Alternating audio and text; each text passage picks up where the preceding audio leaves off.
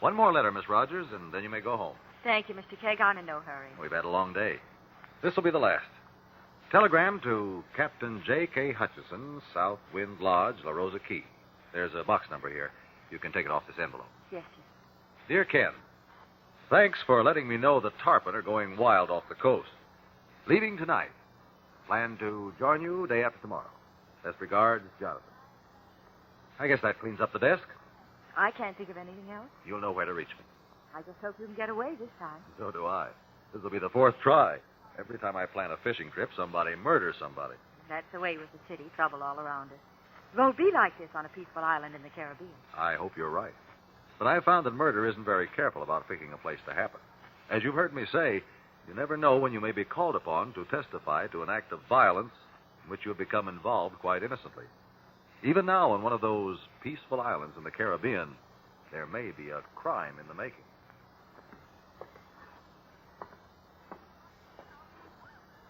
What a crummy place. How I ever let you two drag me down here, I'll never know. La Rosa Key, South Wind Lodge, the end of the world. Chips, June, listen to me. Say something. What do you want me to say? Get your nose out of that movie magazine and pay attention. What are you reading that trash for anyway? At least I read. You read, sure. Travel folders, beautiful Caribbean, alone on a romantic island. Yeah, this was your idea. You said it was smart, boss. You said we could hide out here, have the plane pick us up, and fly us on down to South America. You said... Sure, I said it. I think I'd be here the rest of my life. Mickey told you he might have trouble hiring a guy with a plane to meet us here, take us out of the country. Time and trouble. That's what Mickey said. Well, I paid him $5,000. That ought to take care of plenty of trouble. You gave him the dough, didn't you? Oh, sure, boss. Sure I did. Well, what's holding him up? I told you to get your nose out of that magazine. Hey, you don't have to knock it out of my hand. This joint's getting me down. Same people for 3 weeks. I'm sick of their faces. How that guy, that Rail Buckland, can live here the year round? He's nuts. He owns the place. So he's nuts. Nobody would run a joint like this. Not even a radio. How you figure he ever knows the track results? Maybe he doesn't care. Maybe he likes the peace and quiet and going out with guests like Captain Hutchison to fish. Captain Hutchison. Kind of like him, don't you? He's 60 years old. Well, so is the guy you were going around with when I married you. Older men know how to talk nice to a girl. Stay away from him. I can't read. I can't talk to anybody. Well, that's too bad. You sure have it tough, don't you? Listen, baby. You too, Chips. Both of you were punks when I found you. You'd still be nickel and dimes if it wasn't for Dan Wilmore. As long as I'm picking up the check, you do what I say. What are we supposed to do? We're waiting, too. No use to get yourself steamed up, Danny. Well, look, I'm trying to get out of the country. If the feds get to me, I'm good for 20 years. The plane will be here. When? You two act like you're on a vacation. We'll have a good time. Get ready, go back home. I'm tired of you both. Mutual. All right, what's keeping you here? Want me to tell you? $50,000 I got stuck in behind that moth-eaten fish hanging in our bedroom. That's what's keeping you here. I couldn't shake you two off me now. Hey, we helped you get that dough, boy. You think I needed you? You think you're smart, the two of you, to figure out a job like that? Somebody's coming. Go on, honey. Tell him you're a big shot. Quiet. They ought to know it by now. You've been bragging about it ever since you got here. Tell them to their face, Danny. The cops are after me. I'm going to South America, and I got $50,000 in my bedroom behind Now, a you... No, Danny, not now. Leave it alone. Afternoon, everybody. Oh, hi, Mr. Buckland. Hello, Pop. You folks enjoying yourselves, are you? Yeah, we're having a great time. I've been sitting here in the lobby all afternoon watching a bug flying around the room. That's so. Yeah, so much excitement I can hardly stand it. And it is pretty quiet in La Rosa Key. I'd be glad to take you out fishing tomorrow. Forget it, Pop. We'll be pulling out of here in a couple of days. Oh? In the meantime, how about a little service, huh? You have a complaint of some kind? Yeah, you might say that. The food is no good. I wouldn't eat it in a nightclub. The beds have rocks in them. The Oh, mosquitoes leave him are alone, Now, Danny. you stay out of this. Oh, he's doing the best he can for us. Okay. I'm sorry you don't like it here. Oh, don't mind him, Mr. Buckland. He's had a lot of very nervous tension lately. That's why we're here. My husband needs rest from his chosen profession Yeah, it's important to his health. and continued well-being. Well, I can understand that. A lot of men work too hard. Oh, everything's all right. I sure hope so. Well, Captain Hutchinson will be up from the dock before long, I'd better go see about some supper. I'll call you in time to wash up. Oh, okay, Mr. Buckland. Okay. What a deal. That old buzzard, you two, and talk your arm off Hutchinson.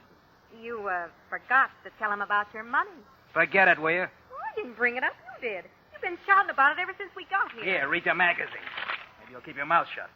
I'm going for a walk. I'll be back later. No bother on my account. Throw me an apple chip, will you? Oh, sure. Here you are. Thanks. Boss is kind of worried. Yeah. Getting on his nerves, all this waiting around. That's too bad. Shame. Such a sweet guy. Nice to everybody. Talks like a gentleman. It'd be terrible if anything happened to him. Yeah. You know, sometimes I think to myself, June, honey, wouldn't it be too bad if anything serious happened to Danny? Like he got sick, or the Federals picked him up, or, He, got himself killed? yeah, that too. Almost anything. Wouldn't it be just too bad?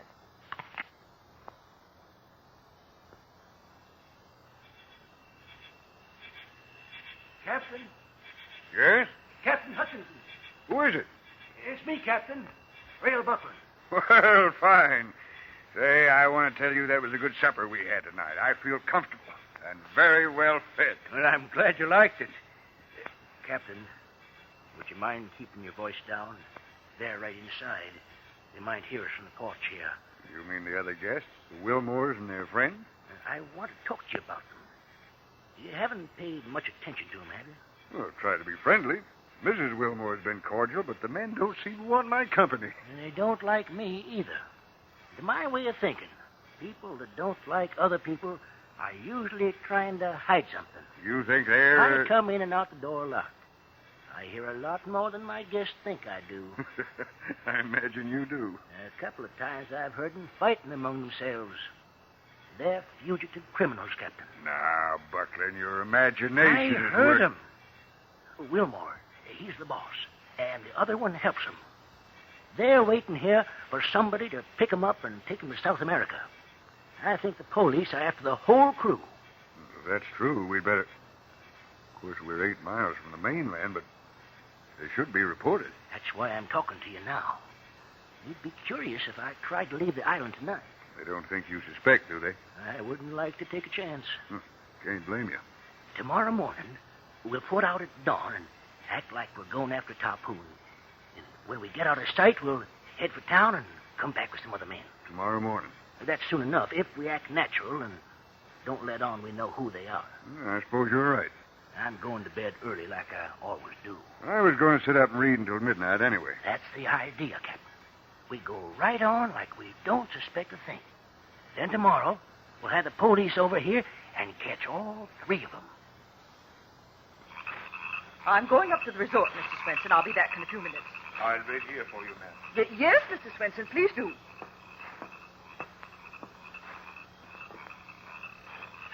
Oh, dear.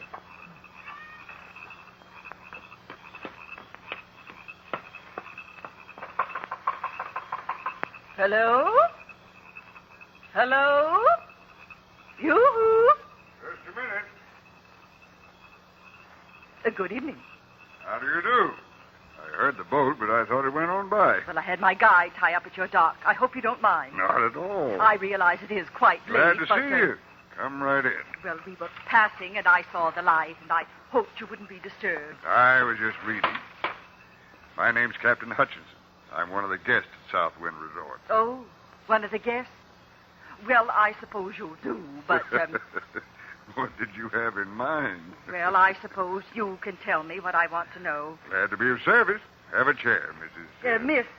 Miss Irma Mae Jones. I'm a school teacher from Ohio. Teaville, Ohio. Biology. Very pleased to know you. Captain Hutchinson, I am after seashells. You've come to the right place. In the last 2 weeks, I have nearly completed my collection of known seashells found on the beaches of the Gulf of Mexico. Found in this area, naturally. Naturally. I need one perfect Junonia and a perfect lion's paw, and I intend to find them. Very worthy endeavor. I am here to inquire if the beaches of La Rosa Key might be a good hunting ground. Well, I've seen a lot of shells lying around. You're not a collector? No. I fish. Tarpon, mostly. Yes. Well, Captain, is there anyone on the island who could tell me about shelling conditions? Well, the owner of the resort, Mr. Buckland. To tell you the truth, everybody else has gone to bed. I hate to disturb Mr. Buckland this late. If you come back tomorrow, I'm sure he'd be glad. Well, I had intended to try some of the islands south of here. No, I'm afraid I couldn't. Well, that sounds like someone's moving about. A shutter banging against the house. It was an off chance. A collector never likes to leave any stone unturned, so to speak. Quite true, yes. Well, you could ask the owner of the resort if the beaches might be productive. And then if I happen to pass by again, I could inquire. That's a good idea. You come back and I'll let you know what I find out. What is it you're looking for? A perfect Junonia and a lion's paw. Both are quite uncommon. Well, I'll try to remember the names and tell Mr. Buckland. Well, I think I'd better be going. Buckland should know if anyone would. He's lived around here 25 years. Yes, well, thank you very much, Captain. I'm sorry to have disturbed you. Not at all. Glad to help. Oh, my goodness. Somebody's calling for help. Yes, I hear them. Sounds like Dan Wilmore. Well, I'd better believe it. Who's that yelling? It woke me up. Dan Wilmore, Buckland. Oh, I knew something had happened. Those criminals. He's in trouble.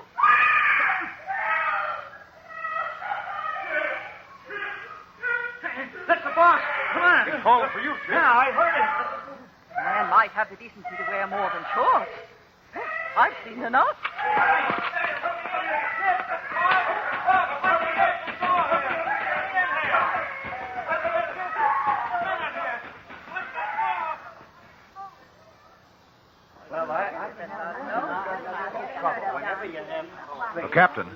Captain Hutchinson. Jonathan Kay. I'm glad to see you. I got your telegram. Jonathan, I'm mixed up in a murder. This man was stabbed to death. He fell at the foot of the bed. His wife was asleep in it. The windows and doors were locked. Looks bad for her. I heard your testimony from the back of the room. Well, why don't you get up there and help that coroner Raleigh straighten this out? He'll keep us here for a week. Besides, I don't know anything about it. I was talking to a woman in the lobby. I'll see what I can do, Captain. If I can get through the crowd. Oh, excuse me? Certainly, sir. Pardon me, please. Oh, well, sure. Can you let me by here? Yeah, all right. Thank you. Coroner. Coroner Raleigh. Yes? What is it? My name's Jonathan Kay. I'm a lawyer. Nobody needs a lawyer. No one's under suspicion. I understand that.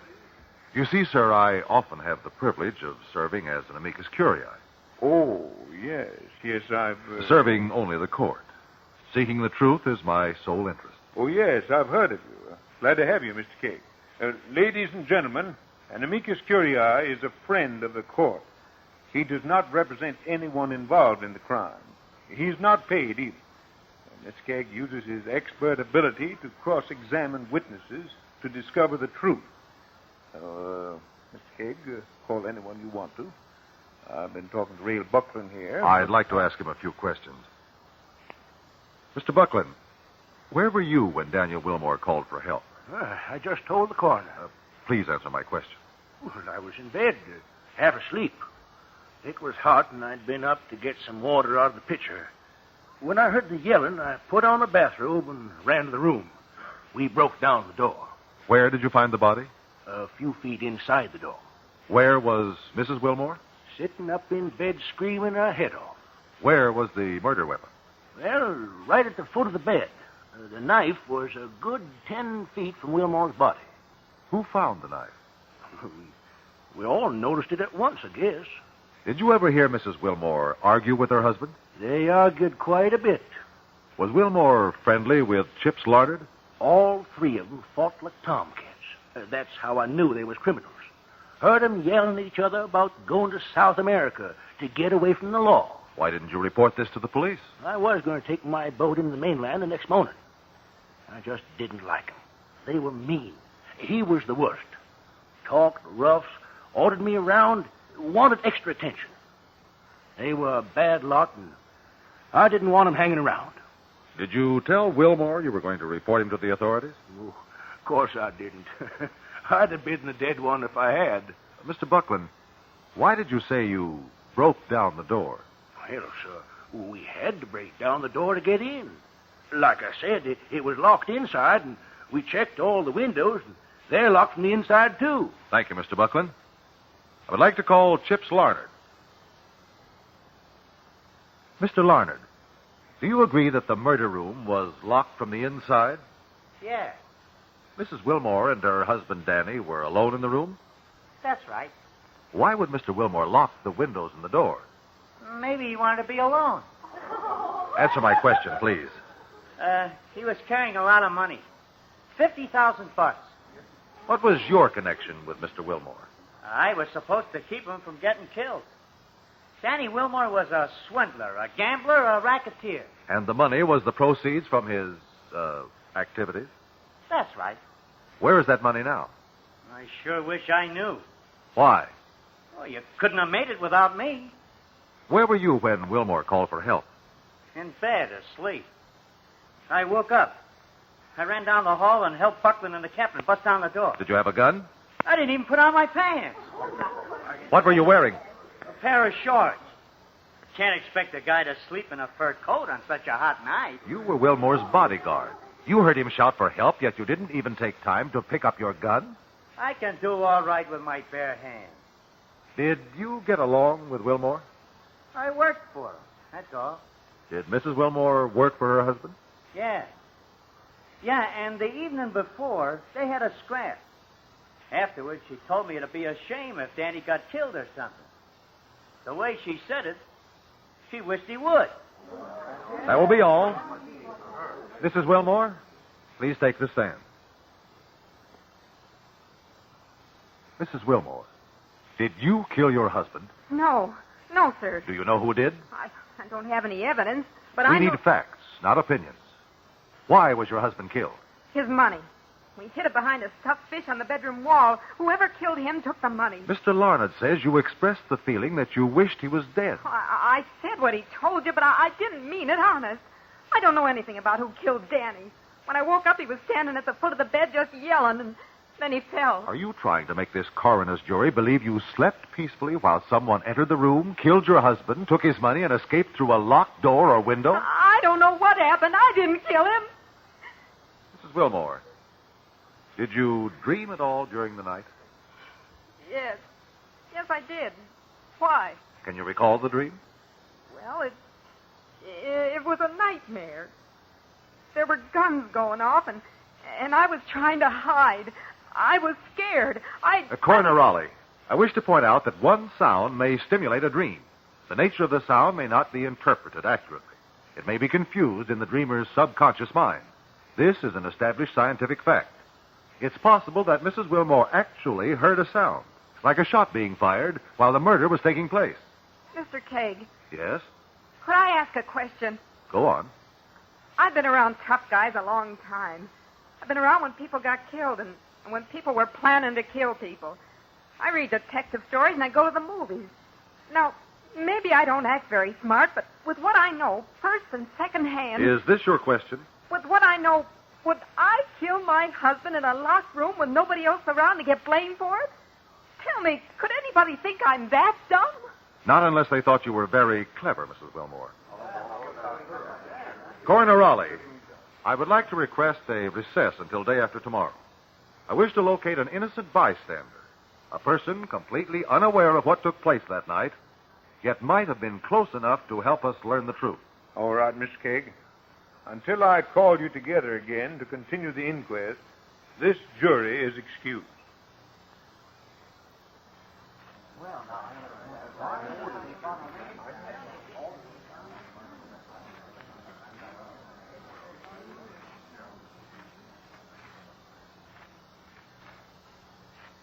Coroner Raleigh, I would like to publicly thank Miss Jones for returning from her home in Ohio to testify at this inquest. I considered it my duty. We're grateful to you, Miss Jones. Proceed, Miss Kaeg. Miss Jones, You were present at Southwind Lodge on Arosa Key on the night the deceased Daniel Wilmore met his death? I was in the lounge talking to Captain Hutchinson. And then suddenly, the most unusual things began to happen. So We'll come to that. Please answer my question. My answer is yes. You were present at the resort. I was. How did you arrive at the island? By boat. I chartered it for the day for Mr. Swenson, and he'd taken me to visit some of the islands in the vicinity. What did you do when you arrived? I walked from the dock to the resort. You saw no one? Only Captain Hutchinson. He was sitting in the lobby, or lounge, reading. What were the weather conditions? Oh, hot, in fact. It was not uncomfortable on the water, but on land it was muggy. The windows of the resort were open? The doors? Yes. Was the captain alone when you entered the lobby or lounge? Yes. He told me everyone else had gone to bed. Did you have reason to doubt this? Well, he may have thought they were in bed asleep, but while we were talking, I heard a window open. You're sure it was open? Oh, absolutely. And a few seconds later, it was closed. Banged down. You heard the window open, naturally, then slammed down? Yes, sir. Go on, please. Well, I believe that's all I can tell you. I informed the captain that I was anxious to leave, and I was thanking him for his information. Just one moment. Why were you anxious to leave? Well, I was worried about, something made me concerned. I started for the door Now, and... think very hard, Miss Jones. Oh, of course. The banging noise, I thought a wind must have come up suddenly. Did Captain Hutchinson notice the sound? He told me it was a shutter. You heard the window open? Yes. Then you heard it close. Then a man shouted. Shouted what? A name. Chips, I believe. I've been thinking about it on the plane trip here. Yes? I was frightened. A man shouting, a woman screaming, and that gentleman, Mr. Buckland, ran through the room in his bathrobe, and that one. Chips Larnard? He dashed by in just his shorts. What did you do? I blushed. Yes, of course. What happened next, Miss Jones? Well, the entire experience was shocking. I felt faint for a moment. Then they were kicking at a door, so I ran to the dock and told Mr. Swenson my experience, and we headed for the mainland. On your way to the mainland, did the wind and waves toss the boat around? Oh, it was perfectly calm, Mr. Cake. Whatever gave you the idea there was a storm? Thank you, Miss Jones. That is all. Oh, well, I'm all right now. I did feel faint for a moment, but I'm sure I can go on. That will not be necessary. Your testimony as to what you heard has given us the truth.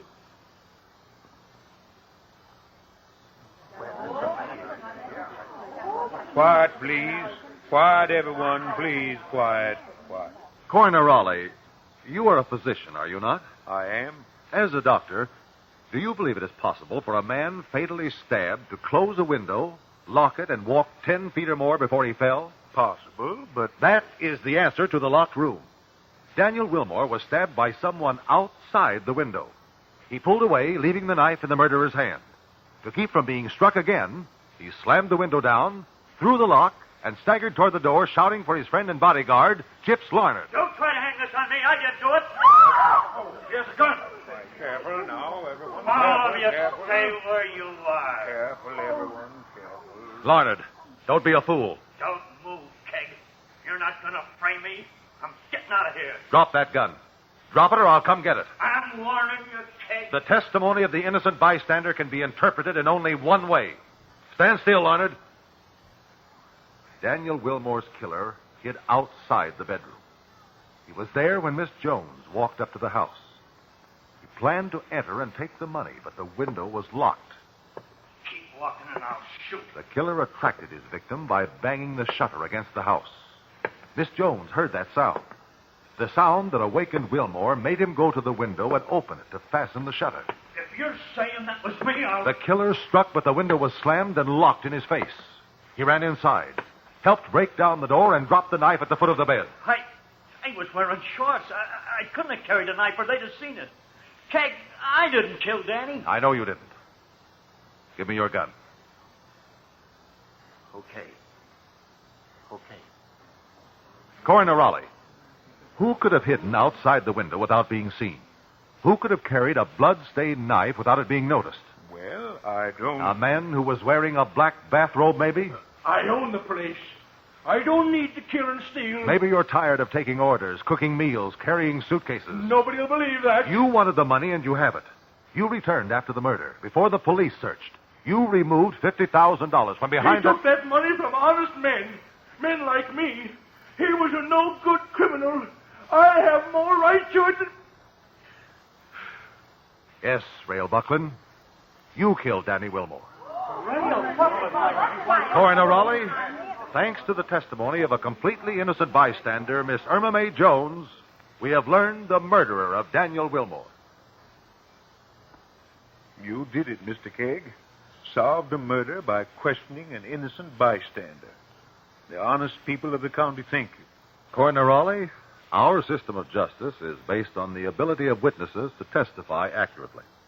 Because of this, we can usually learn the truth. When will we see you again, Mr. Kegg, as amicus curiae? Whenever I'm needed, I'll be here. Good night, Mr. Kegg. Good night.